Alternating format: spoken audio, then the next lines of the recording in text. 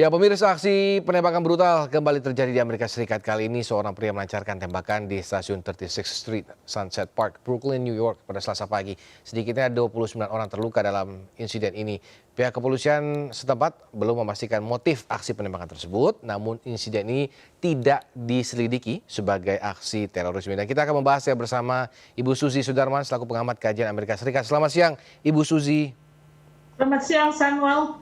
Ibu, ini aksi penembakan kembali terjadi ini di New York, di Amerika Serikat, kali ini di New York. Analisa Anda terkait insiden kali ini seperti apa, Ibu? Kalau misalnya secara teoritis, tentu kita bilang kapitalisme yang tidak menghasilkan keadilan akan memunculkan terorisme, karena orang yang diperlakukan secara tidak adil akan membawa itu ke arah kekerasan. Tetapi sebetulnya yang memicu lebih lanjut adalah tahun 2009 itu ada kelompok yang namanya Tea Party Movement yang membawa Amerika Serikat ke arah kanan.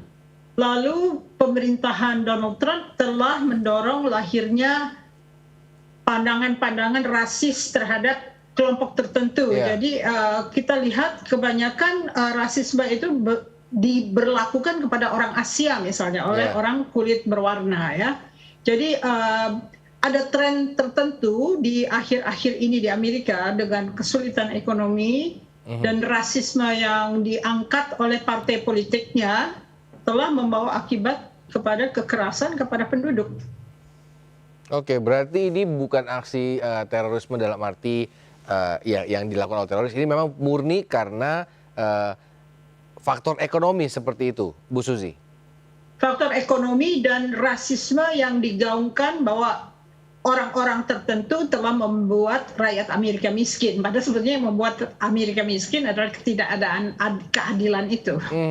Berarti ini kayak efek domino lah ya terkait dengan, karena meskipun sekarang kan sudah berganti presiden yang memang mungkin sudah tidak bercoba untuk menghilangkan stigma rasis-rasis tersebut di warga Amerika Serikat. Tapi ini mungkin karena sudah dipupuk di zaman Trump atau seperti apa, Bu Suzy? Sudah semakin lazim untuk menghina, sudah semakin lazim untuk melakukan kekerasan fisik kepada orang-orang tertentu dari ras tertentu ya. Jadi kalau sesuatu itu dipicu dan suasananya itu sedang kurang nyaman bagi penduduk Amerika, yaitu keadaan ekonomi yang semakin mahal, inflasi tinggi dan sebagainya, tentunya akan melahirkan hal-hal yang sangat buruk ya. Sangat buruk dan harus segera ditanggulangi oleh pemerintah federal. Oke, ini juga apakah mungkin termasuk juga dengan kondisi pandemi yang masih melanda Amerika Serikat, Bu Suzy? Tidak secara langsung, tetapi ekonominya kan mengalami penurunan sejak pandemi itu tidak tertanggulangi oleh pemerintahan Donald Trump. Oke, nah ini Joe Biden ini mengatakan bahwa pemerintah ini tidak akan menyerah sampai tersangka penembakan ini ditemukan, meskipun sampai saat ini sudah yang terduga itu sudah diketahui dan lagi dikejar. Nah, bagaimana Anda melihat keseriusan pemerintah Amerika Serikat dalam mengungkap aksi penembakan ini? Apakah memang mereka lupa yang mendasari penembakan? Apa yang lebih penting, Bu? Yang mendasari penembakan jelas keadaan ekonomi yang agak melemah. Betul. Tetapi dengan adanya peperangan, sebetulnya itu memicu peningkatan perekonomian. Jadi sekalipun itu membuat menderita sebagian kalangan bangsa lain, itu akan membawa keuntungan ekonomi dari dalam negeri AS. Karena misalnya mereka harus memproduksi alutsista atau alat-alat peperangan, industrinya akan bangkit. Ini maksudnya peperangan di luar Amerika Serikat sendiri berarti kan, Bu? Betul, betul. Oke, nah terkait dengan kejadian yang baru ini terjadi ya, terkait tadi dengan bahwa presiden tidak akan menyerah sampai tersangka penembakan ditemukan. Ibu sendiri ini melihat apa gesture apa yang ingin disampaikan oleh Joe Biden terkait hari ini? Jadi perbedaan antara GOP dan Demokrat jelas. Kalau pemerintahan Demokrat akan selalu bersifat lunak, akan selalu mencoba mengatasi permasalahan sosial dengan ilmu-ilmu sosial gitu ya. Beda dengan GOP yang lebih strong on crime. Jadi mereka tidak peduli siapa yang akan ditangkap, lalu dihukum mati atau apa. Kalau pemerintahan Demokrat jauh lebih melihat permasalahan ini adalah permasalahan sosial yang disebabkan oleh ketidakadilan. Jadi Biden-nya lebih kemana, Bu, kalau boleh tahu, Bu? Lebih ke arah Demokrat, yaitu ketidakadilan itu penting. Hmm. Karena semua masalah berujung pangkal kepada adanya ketidakadilan dan pemerintahan federal wajib untuk melakukan upaya-upaya agar rakyat Amerika tidak merasa tidak nyaman dalam ketidakadilan tersebut. Oke. Nah, Bu, ini kan kita tahu bahwa amandemen kedua Amerika Serikat memperbolehkan warganya untuk membawa carry weapon. Nah, apakah ini bagaimana Ibu melihatnya? Apakah memang karena inilah yang menyebabkan kekerasan di Amerika mungkin menanjak terlebih dengan penggunaan senjata api atau seperti apa, Ibu? Tentunya banyak sekali alasan-alasan meningkatnya kelompok kanan di Amerika Serikat, menguatnya Partai Republik pada saat ini akan membawa perubahan-perubahan dalam pandangan penyebaran senjata. Namun kalau kita lihat adanya Partai Demokrat masih di Kongres, masih berusaha agar tidak semudah itu untuk memiliki senjata api. Tapi apakah bisa? Kalau kita lihat sekarang Amerika sudah sangat terpapar oleh pengaruh-pengaruh asing. Misalnya bagaimana Rusia mempengaruhi Amerika Serikat dengan mendekati kelompok-kelompok NRA atau kelompok asosiasi senjata ya. Jadi di dunia ini sudah tidak bisa kita melihat satu negara itu berkembang karena kondisi domestiknya, kondisi luar negeri juga mempengaruhi apakah masalah-masalah kebijakan itu akan tertanggulangi atau tidak. Oke, berarti bahwa nampaknya kebijakan Amerika Serikat atau kebijakan terkait carry their weapon itu tidak akan berubah, Bu. Meskipun memang dulu sempat digaungkan oleh, mungkin kalau nggak salah oleh Obama untuk mengurangi kepemilikan senjata.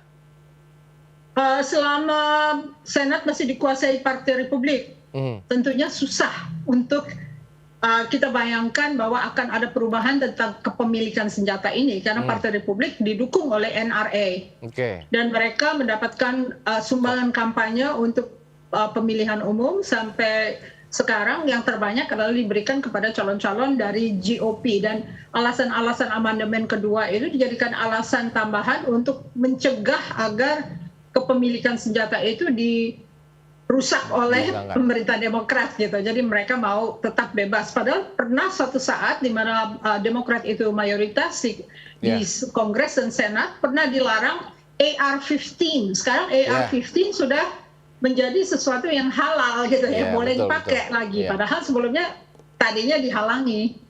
Iya betul. Itu senjata pemusnah massal Amerika Serikat sekarang tuh AR-15. Nah, apakah ini kira-kira akan bisa dilakukan, Bu? Bukan penghapusan, tapi mungkin pengurangan kali ya, pengurangan penggunaan senjata di. Kalau Kongres dimenangkan November ini, sekarang ini kan dengan harga bensin yang meningkat, rakyat Amerika banyak protesnya tanpa melihat konteks bahwa ini situasi global gitu ya, dengan peperangan dan sebagainya. Kalau harga minyak itu tidak bisa diturunkan, tentunya akan kalah Partai Demokrat karena biasanya dalam sistem kapitalis itu konsumen itu kepuasannya akan tercermin dalam pemilihannya. Jadi kalau dia tidak puas dengan kondisi kehidupannya, dia akan menjatuhkan pemerintahan yang sedang berlangsung. Jadi dia akan memilih anggota-anggota Partai Republik yang akan mempertahankan persenjataan itu bebas diperjualbelikan. Oke. Ibu, terakhir Bu dari saya, ini insiden di subway New York ini mendorong para pejabat mungkin untuk kembali mendesak pihak-pihak terkait mengambil langkah memerangi gelombang kekerasan, terutama di fasilitas transportasi kota yang mungkin keamanannya agak kurang. Nah, ini bagaimana Bu? Apakah keamanan di fasilitas transportasi di US utamanya itu dipertanyakan atau seperti apa? Ya, semua transportasi umum mengandung bahaya ya. Ini tergantung kepada tema-tema yang dibawakan oleh bangsa tersebut. Jika tema bangsa tersebut adalah membebaskan persenjataan, tentunya menjadi sangat tidak aman. Sebetulnya apapun juga sudah tidak aman. Jadi kalau ditambah dengan level atau derajat keinginan untuk memiliki senjata tajam secara mudah, tentunya ini kan menambah permasalahan bangsa.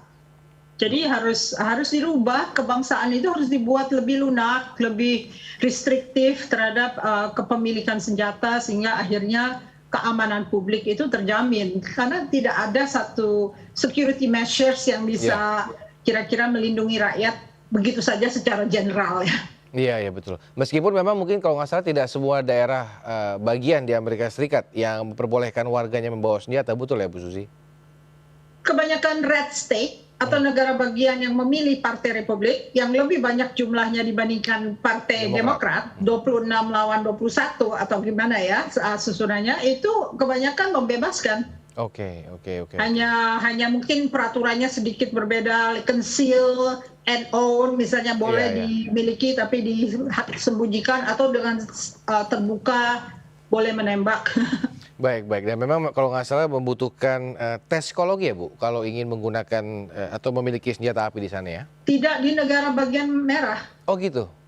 Negara bagian merah itu yang mendukung NRA. Oh. Jadi kalau misalnya Anda masuk ke dalam negara bagian yang biru, misalnya Massachusetts atau Rhode Island atau misalnya California, mungkin agak lebih strict ya dalam peraturan-peraturan pembelian senjata. Oke, baik. Terima kasih Bu Susi Sudarman telah bergabung bersama kami pada siang hari ini, Bu. Terima kasih atas atensinya. Salam sehat selalu, Ibu Susi. Terima kasih banyak.